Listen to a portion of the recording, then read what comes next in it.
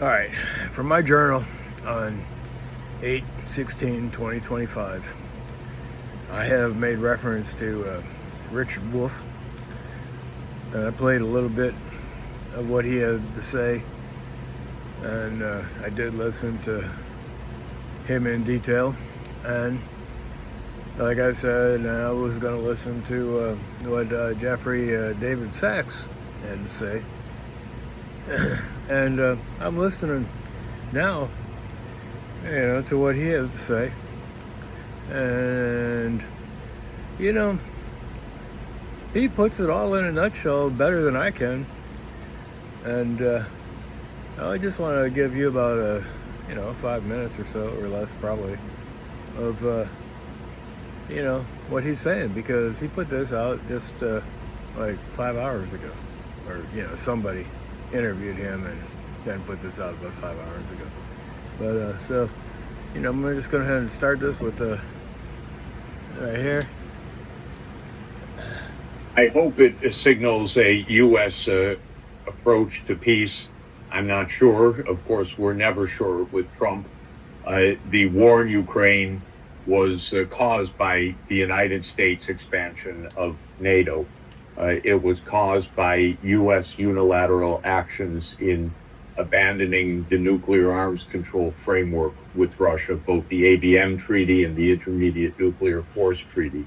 It was caused by a breakdown of diplomacy between the United States and Russia over many years.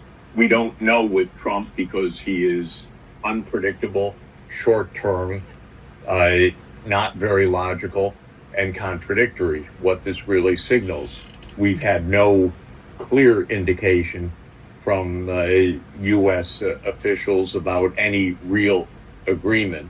But if Trump says at this meeting, NATO will stop its enlargement, the U.S. wants peace and normal relations with Russia, the U.S. is ready to lift sanctions against Russia, this would pave the way for real peace, because there is no fundamental underlying reason for the U.S.-Russia conflict other than a 30-year effort by the United States to weaken Russia. You said nothing has been decided yet, but Trump has very clearly hinted at Ukraine ceding territory. Now, Zelensky has clearly said he won't accept any ceding of territory. The Europe has, of course, rallied behind him. Do you believe that the deal Trump is trying to get from Russia will be accepted by Ukraine and Europe, given that neither of them are at the table? If the U.S. and Russia agree on something, it doesn't really matter, frankly, whether Ukraine and Europe agree on it. Everybody's using the United States. It's the U.S. war machine. NATO is the U.S. Funding is the U.S. Zelensky is ruling by martial law, completely dependent on the U.S. flow of funds and flow of arms.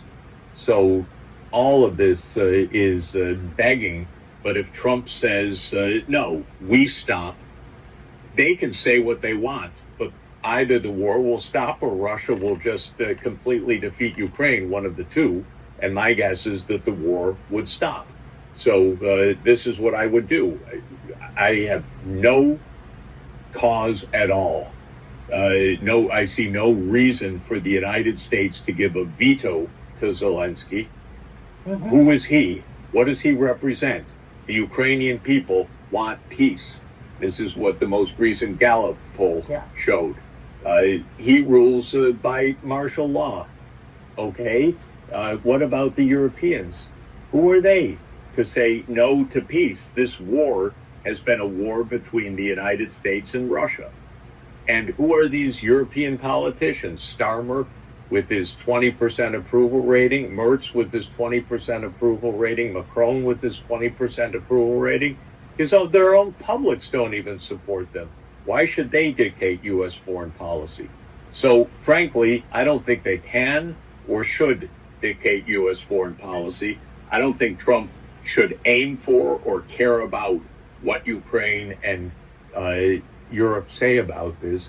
If Trump ends the war, it's in Ukraine's overwhelming interest, and the Ukrainian people want that no matter what Zelensky says. I don't think that there's a security threat to the United States other than nuclear war, which is possible, and this is one of the reasons why all wars of major powers should be stopped. But there is no other threat other than the fact that the American people are sick of this. We're at war all the time. Trump came into office promising to end these wars.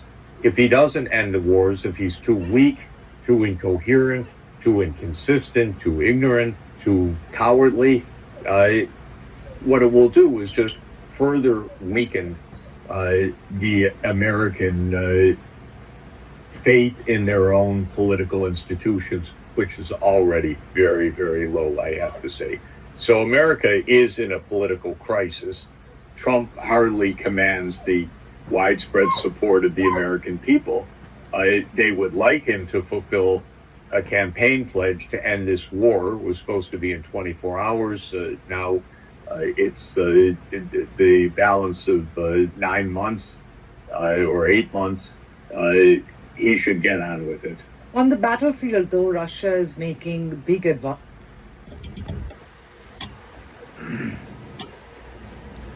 Well, just recalling, I put on, Bob Dylan's song, God on Our Side. In that song, he says, all my life, I've been trained. Russia is the next one we're going to have to fight. Well, look here. Bob Dylan wasn't saying Russia is going to be the next person we're going to have to fight, He's saying, hey, look, we got to quit the fighting. We got to start negotiating. We got to try to achieve world peace. And, I'm just saying, it goes all the way back to the Vietnam War. And this is in my lifetime. And the war machine is what killed John F. Kennedy. And Martin Luther Jr. King. And Malcolm X. And Bobby Kennedy. The people that really were fighting for peace. And they were assassinated. And probably by our own government. And Richard Wolff is saying that it's the economic system.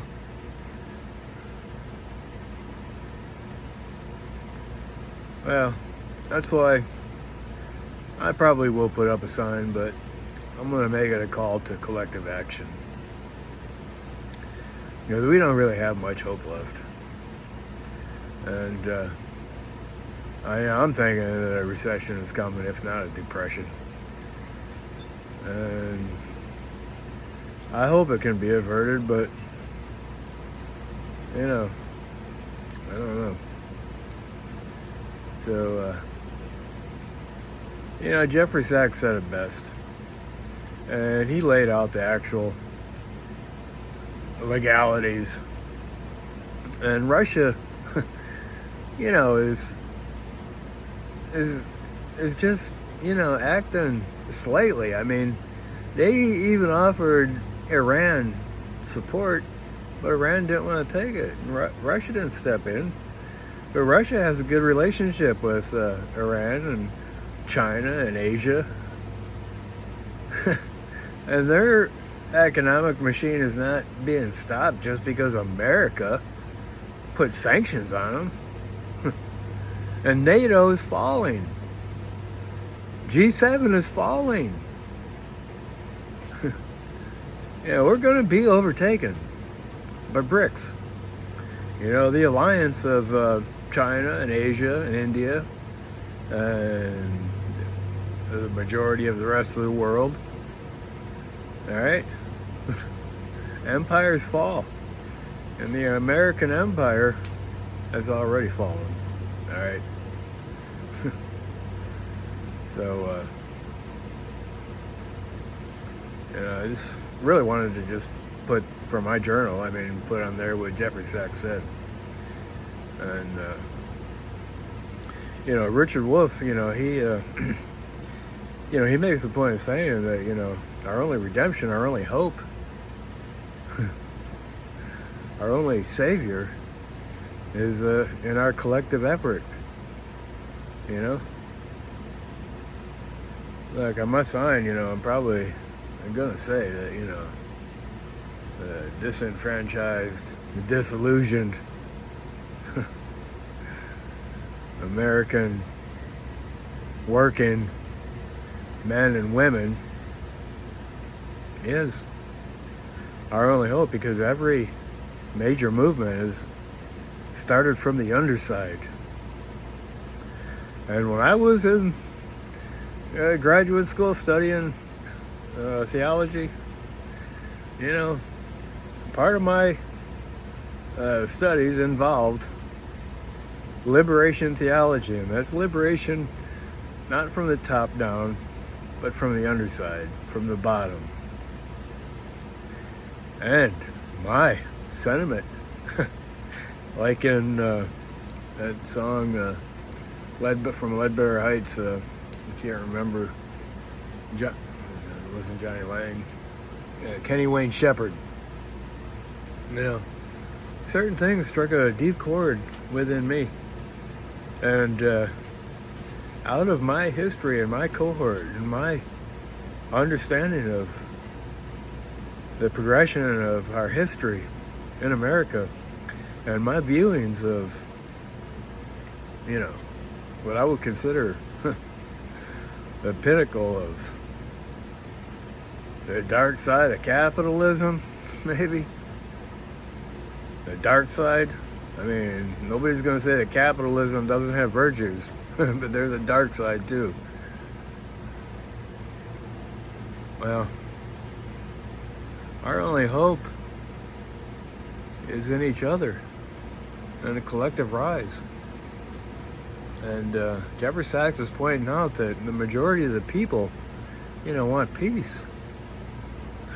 They don't want a war. The war is going to bring us down. And it's going to kill us. Even Jesus said, if you live by the sword, you'll die by the sword. All right, that's it.